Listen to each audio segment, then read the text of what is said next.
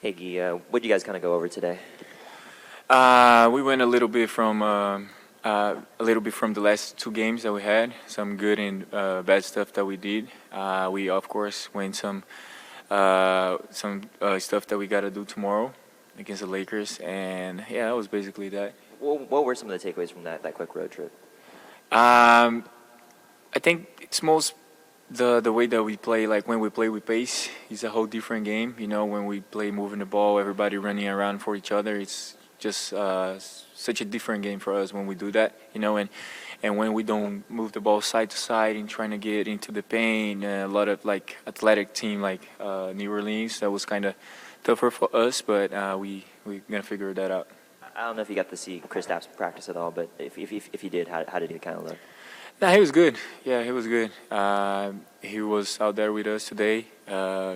Like he's always like looking very, very, very nice on the court. So, yeah. Guy, we've watched you over these years, last few years, kind of go from when you first got drafted here and it's G League time, and now you're in the starting lineup a lot. What do you look back on and say, okay, how did you get here, I guess is what I'm asking, the road to getting to this point? Man, I think the key word for that is patience. Because when I got here, I was a point guard. Playing back in Brazil was like playing as a point guard, having the ball in my hand. Then I spent the whole year in the G League just learning how to fit in the system here. Because my goal always was playing in the NBA, play for the Warriors. And what I asked him, like, what I got to do to do that. They said, like, all right, we're going to give you the way. Like, you got to play hard on defense. You got to be crashing the boards all the time. And you just got to find Steph. It's easy. So I said, all right, I'm doing that. So I was just working on that in my first couple of years.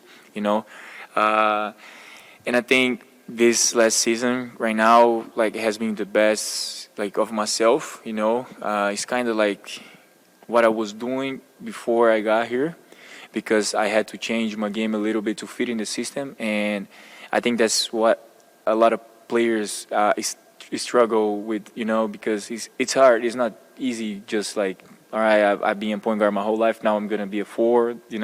Sometimes I was playing five in the G League, and I just like keep going, and the coaches here, the staff, the organization, they always nice with me. They always help me with everything that I need.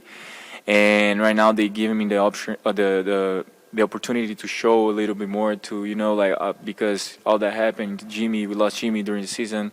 Now we don't have Steph. Kristaps was like out for a couple games. Raymond, and that's open a little more space to show a little bit more what you can do. And I'm glad they still like trusting me for all these papers during the whole, during this whole path to the NBA.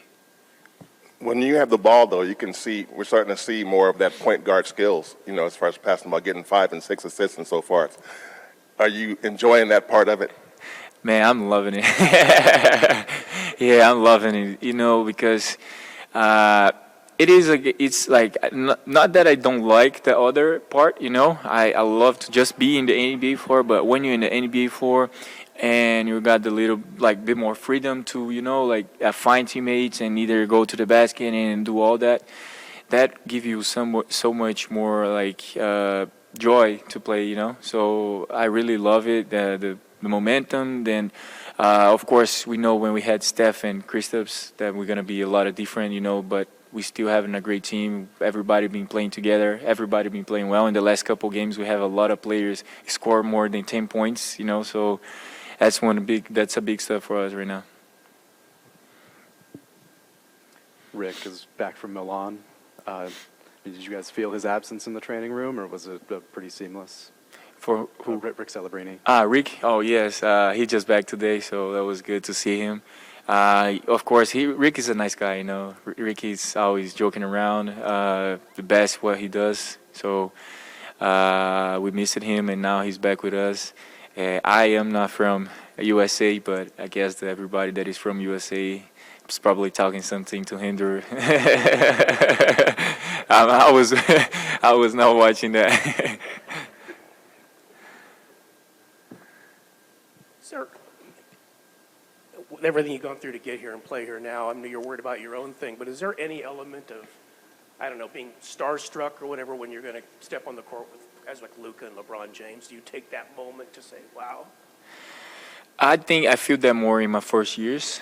Right now, of course, you respect them for all they've been doing and all they did, you know. So, but it's a different feeling.